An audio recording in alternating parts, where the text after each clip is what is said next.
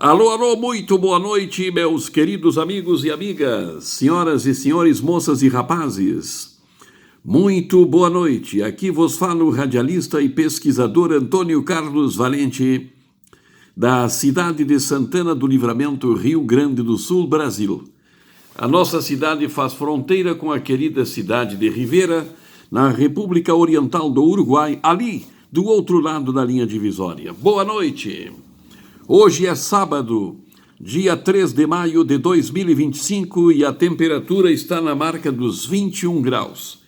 Estamos com 21 graus de temperatura nesta bela noite de sábado, 3 de maio de 2025. Hoje estou no chimarrão.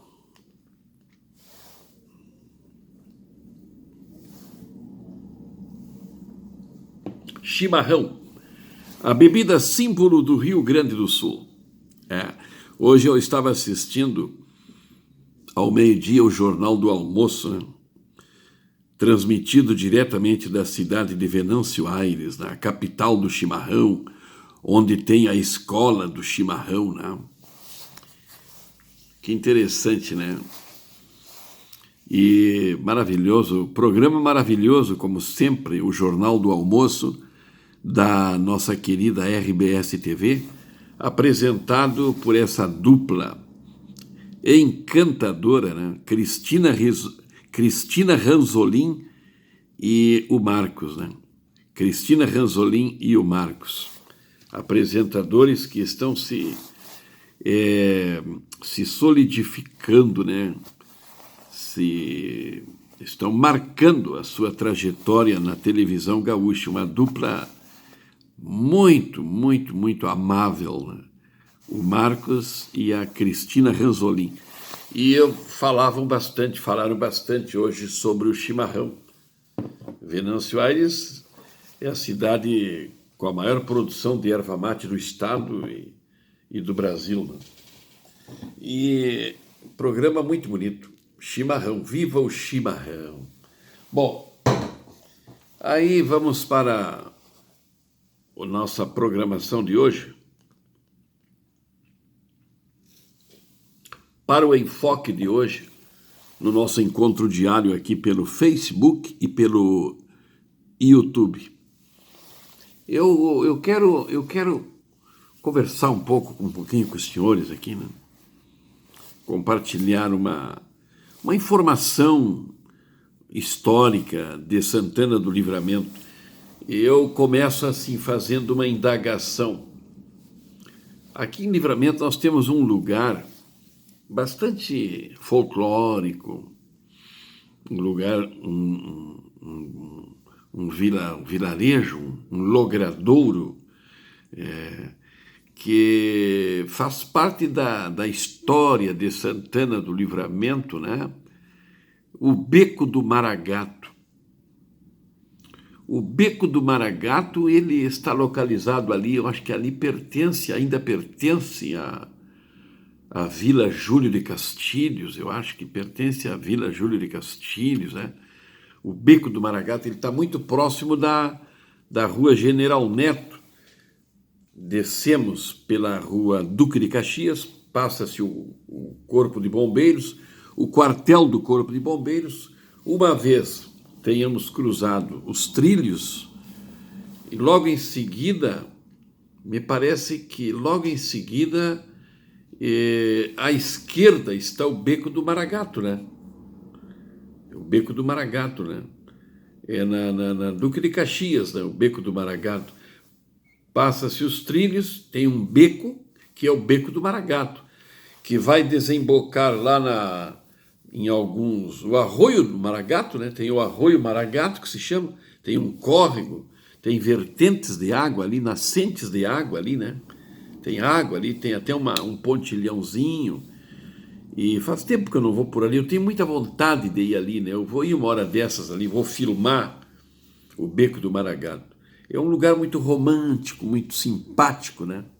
O Beco do Maragato, aqui em Santana do Livramento. Bom, lá na sequência tinha o cinema do Hermes, o popular, querido cineminha do seu Hermes, que eu frequentei muito quando menino, né?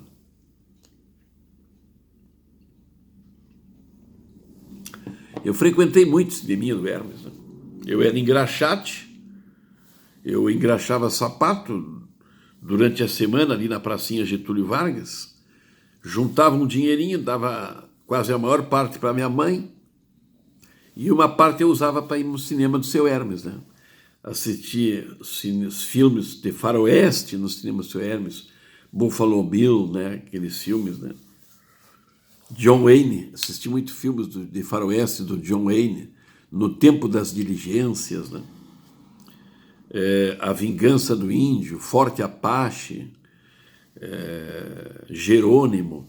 Eu vi clássicos do cinema no cinema do seu Hermes, né? Os seriados, famosos seriados, né? Eu assistia no cinema do Hermes. Eu me lembro que está ali ao lado, junto quase, o Beco do Maragato, né? O escritor santanense Luciano Machado também frequentou muito o cineminha do seu Hermes, né? O Luciano Machado, meu querido amigo, meu grande amigo, escritor espetacular, né? Excepcional escritor santanense e ser humano da melhor qualidade, o Luciano Machado, meu amigo de longa data, aposentado do Banco do Brasil, e trabalhou muitos anos no Banco do Brasil, o Luciano Machado,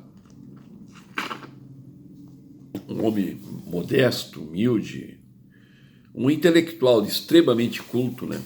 E o Luciano frequentou o cineminha do seu Hermes. Bom, deixa eu continuar conversando com os senhores e tomando meu mate amargo aqui, nesta noite de sábado. Então,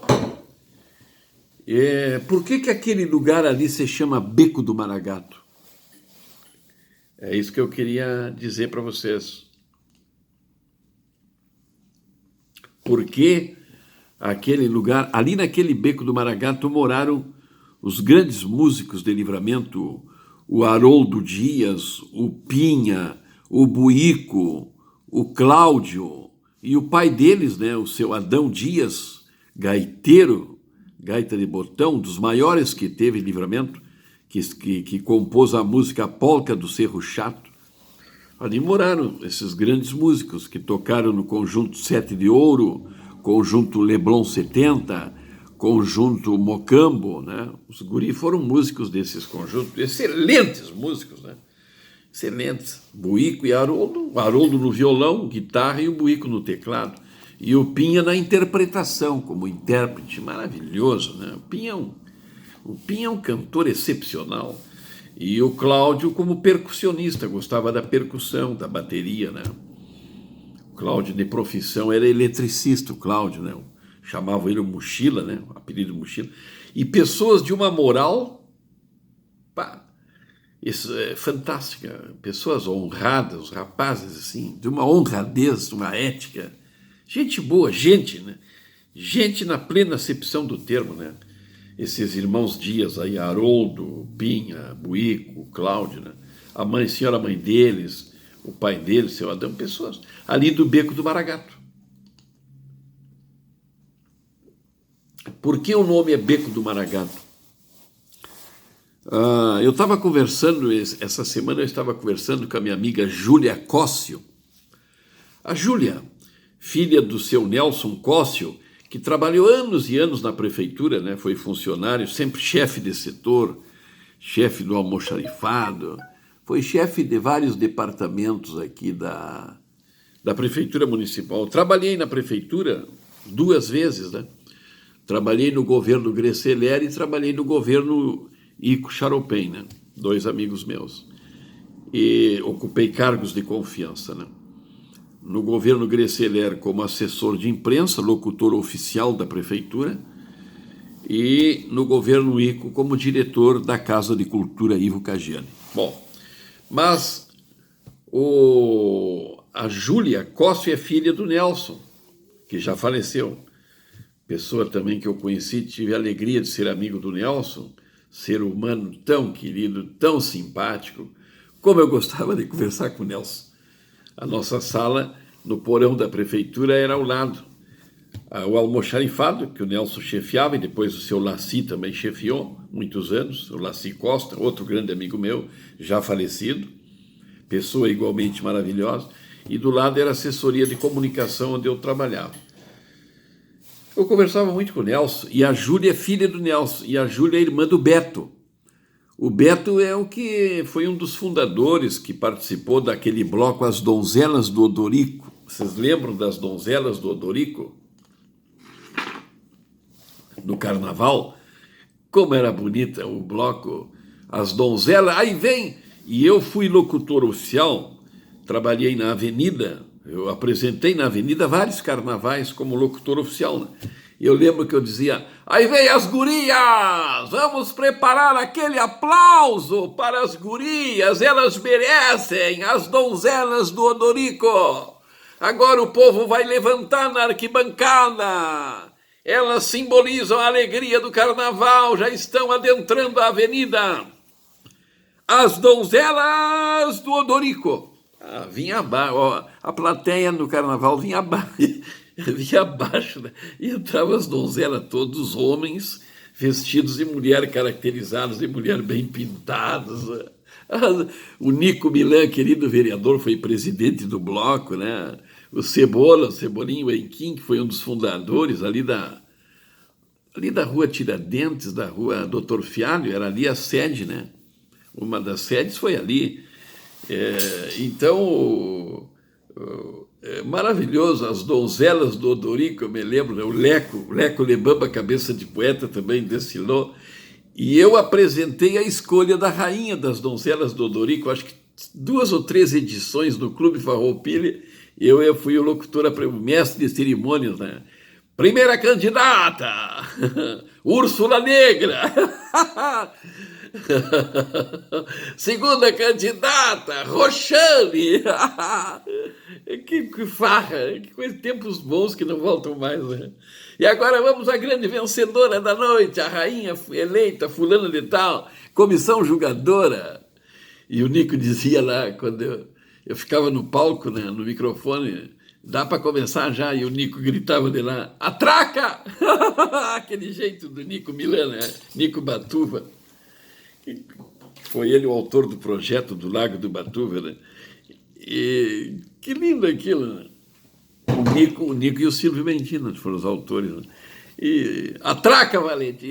Vamos começar a grande noite, escolha da rainha das donzelas do Odorico. Bom, coisas boas, tempos bons que não voltam mais, né?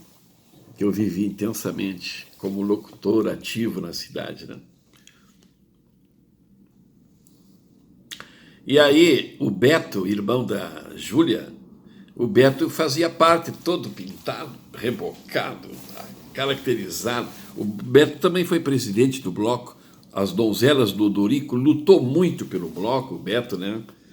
O Beto fez um trabalho maravilhoso em prol do bloco As Donzelas do Odorico, né?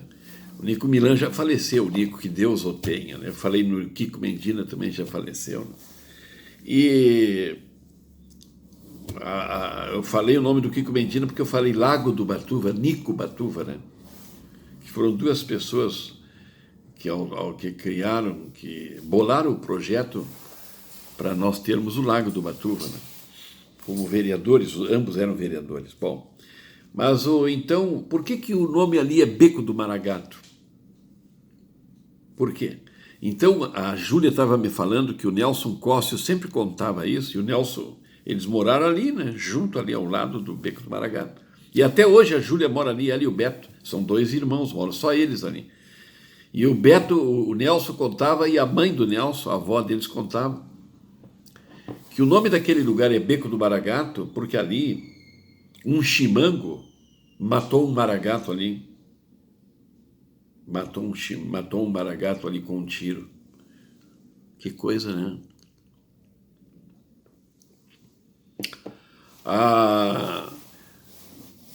Nós tivemos 2 momentos em que os maragatos participaram. Vamos falar um pouquinho de história. Na Revolução Federalista, deixa eu puxar agora pela minha memória. A Revolução Federalista aconteceu de 1893 até 1895, né? Naquela ocasião, naquela revolução, tivemos a presença dos guerreiros maragatos. Depois, a segunda revolução em que os maragatos participaram foi a Revolução de 1923, aí já mais recente, aquela revolução envolvendo o governador Borges de Medeiros, que na época se chamava presidente do Estado, do Rio Grande do Sul, Borges de Medeiros versus Assis Brasil e os seus homens, né? Assis Brasil era maragato, do grupo dos maragatos, Borges de Medeiros era do grupo dos chimangos, ou pica-paus, né? E eram adversários políticos, né? Falava-se muito em degola na época, principalmente na Revolução Federalista de 1893, houve muita degola. Bom, de orelha a orelha, né? Eu não vou me aprofundar muito, porque senão aí vou demorar, o comentário vai ficar muito longo. Inclusive, para quem não sabe, o termo maragato, ele se origina de uma região na Espanha, de uma vila na Espanha, um povoado na Espanha, chamado Maragateria. E vieram para o Uruguai, numa determinada época, vieram para o Uruguai um grupo de pessoas desse lugar da Espanha, no Uruguai. Vieram morar no Uruguai, residir no Uruguai, e acabaram entrando no Rio Grande do Sul e participando, ajudando nas revoluções aqui do Rio Grande do Sul. E esse pessoal lá da Espanha, eu vou fazer uma síntese, tá? Esse pessoal oriundo dessa região da Espanha, Maragateria, eles tinham uma característica, usavam um lenço vermelho. Daí vem o nome maragato, né? Já o chimango é o lenço branco, inspirado num pássaro aqui do Rio Grande do Sul, um passarinho, que tem o peito branco e usa o lenço branco, né? O chimango, o pica-pau, tem uma linha política mais à direita, e o maragato tinha uma linha política um pouquinho mais à esquerda, assim, trabalhista, ou seja, mais popular, um pouquinho mais povão, para entender. Bom, eram adversários políticos. Beco do Maragato.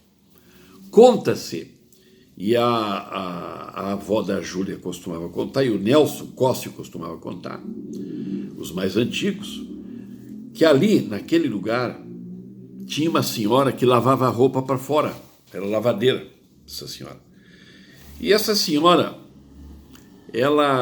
o marido dessa lavadeira, ele tinha ido para uma dessas revoluções, tinha ido combater numa dessas revoluções. Só não tenho certeza se foi na de 1893, na Federalista, ou se foi na Revolução de 1923. Depois eu vou ver se a Júlia lembra disso, se a velhinha falava isso. E essa senhora lavadeira, o esposo dela, foi combater, ele foi convocado e foi para o combate numa das revoluções. E antes de ir para a guerra, ele deixou de presente para o filho dele, ele era maragato, deixou um lenço. Meu filho, o pai está indo para a guerra, vai te deixar esse lenço de presente. Tá?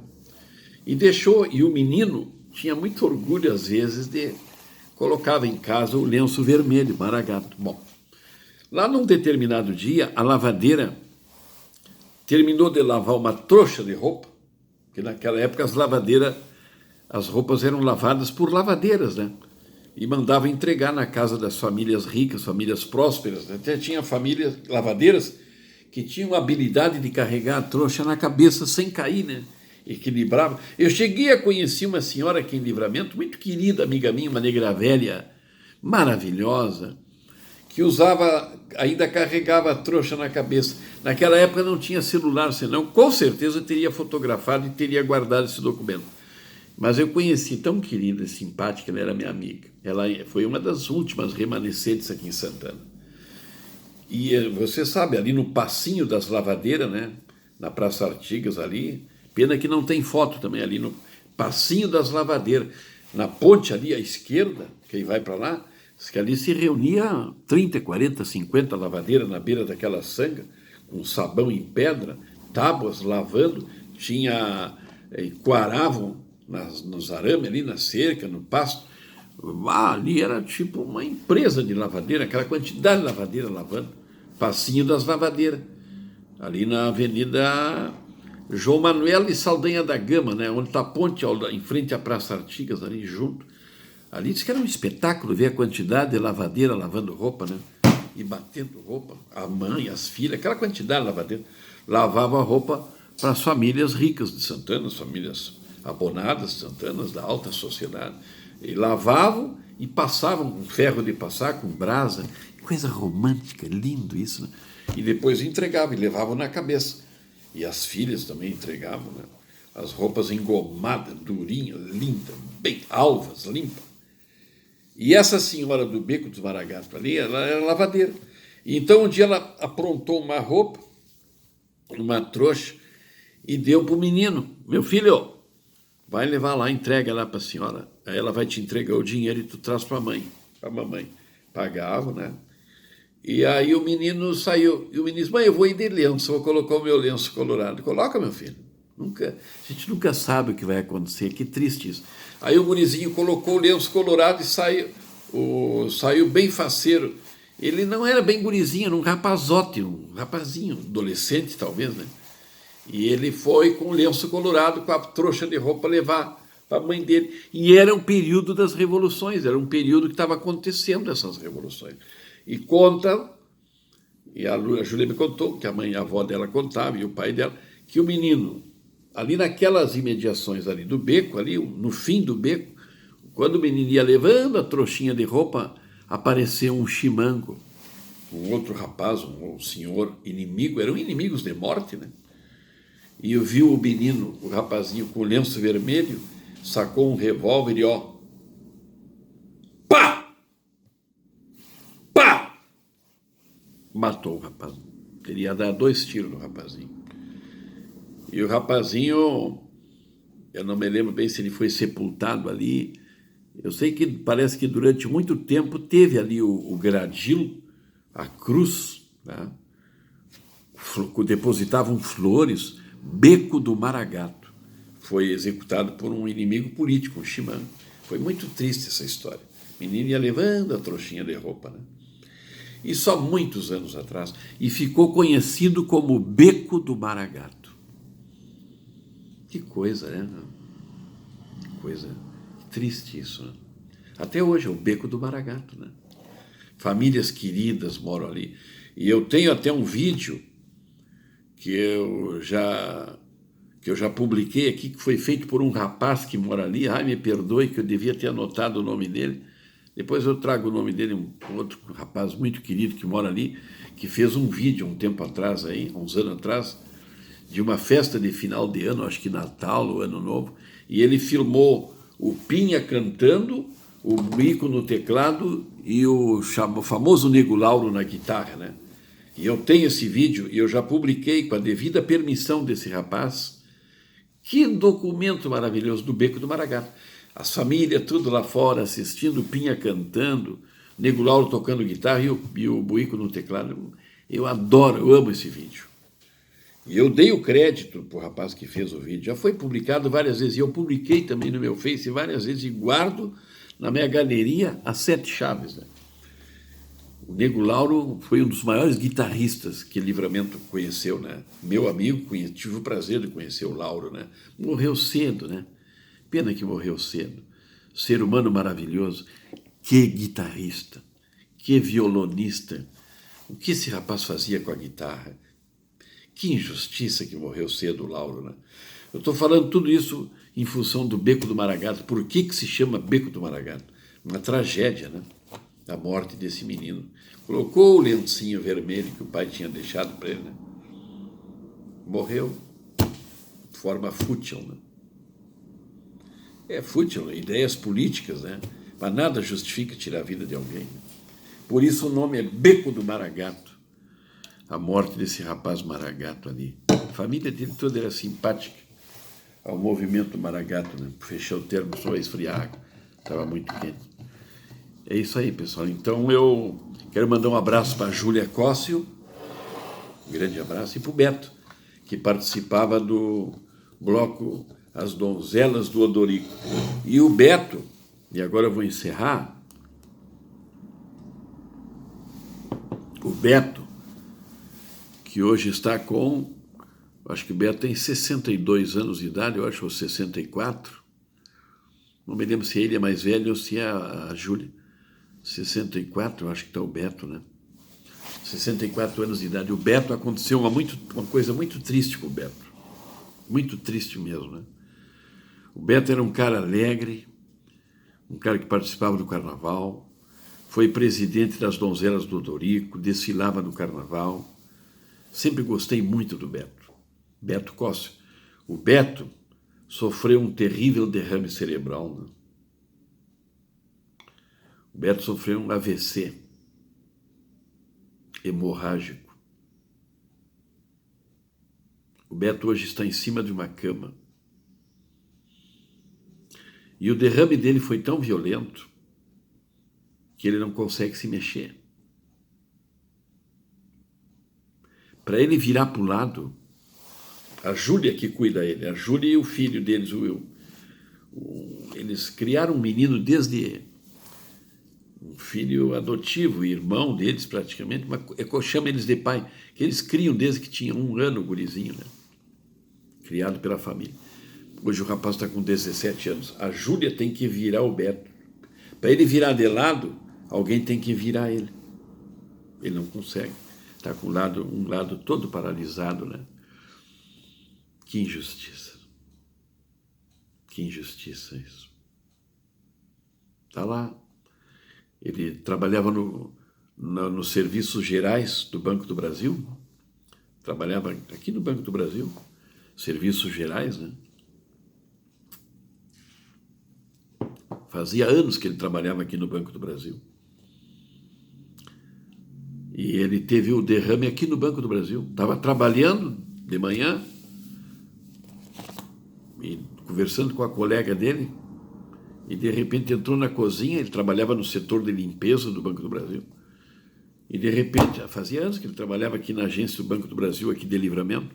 Quando ele entrou na cozinha, a moça que era colega dele disse qualquer coisa ali para ele: Beto, não sei o que, tu me alcança, tal coisa. E ele só deu ele murmurou qualquer coisa, ela estranhou, ele estava caindo na cozinha aqui do Banco do Brasil. Um derrame de repente, assim, repentino, violento.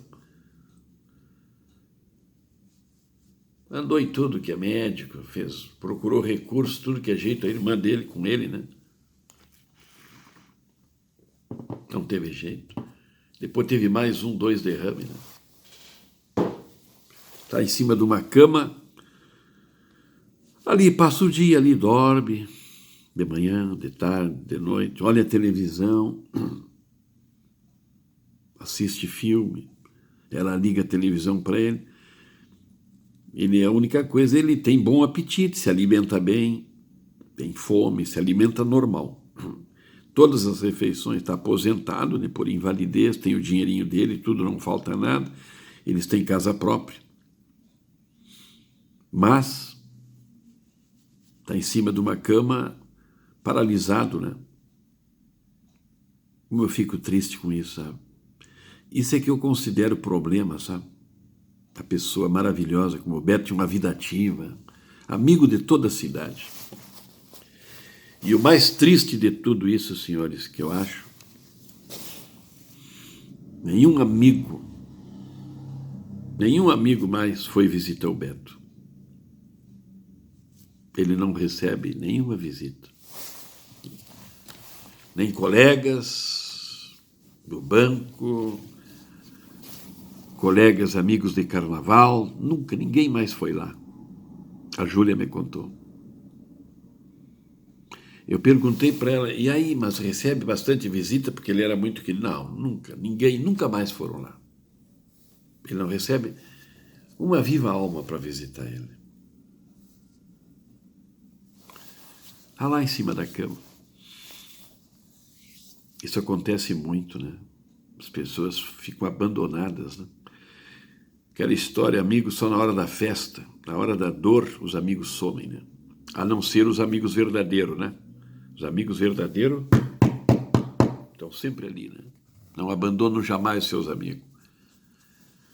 Quem sabe possam os amigos ir lá fazer uma visitinha para o Beto, né? Mora na Duque de Caxias, passa os trilhos, aquela casa da esquina ali, tá ali. Mora ele, a irmã dele e o menino esse, o rapazinho, né? Que eles criaram desde pequeno. Vamos visitar o Beto, fazer uma visitinha para ele, levar uma palavra amiga para ele. Não precisa ser uma visita longa, uma visita curta. Oi, Beto, só vim aqui te dar um bom dia. Vim aqui te dar uma boa tarde, meu amigo, dizer que eu gosto muito de ti, que Deus está contigo. É isso aí. Quero desejar a todos os senhores uma boa noite. Eu vou encerrar essa minha mensagem. Eu vou encerrar essa minha live de hoje com uma mensagem tão bonita, né? Que tem aqui no livro de Números, na Bíblia Sagrada. Porque eu estava vendo aqui, ó, quem abençoa será abençoado. É uma mensagem da Seichonoye, né? Quem abençoa será abençoado. Somos abençoados na medida em que abençoamos os outros. O vapor de água se junta com outro e forma nuvens. As águas dos riachos se juntam para formar rios, e os rios desaguam, formando o oceano. Da mesma maneira, as boas vibrações mentais se juntam, trazendo harmonia e paz na terra. Quem abençoa será abençoado. Então, no livro de Números, essa é uma reflexão de hoje da filosofia Seichonoye, né? Quem abençoa será abençoado. E na Bíblia Sagrada, no livro de Números, capítulo 6, versículos 22 a 26, diz assim, ó: Jeová disse então a Moisés. Jeová é o nome de Deus, não esqueçam, Jeová é o nome do verdadeiro Deus, né? Tem versões que trazem o nome de Deus. Essa tradução da Bíblia traz o nome de Deus. Tradução do Novo Mundo da Bíblia Sagrada. Jeová disse então a Moisés: diga a Arão e a seus filhos, é assim que vocês devem abençoar o povo de Israel, dizendo, agora, é o que eu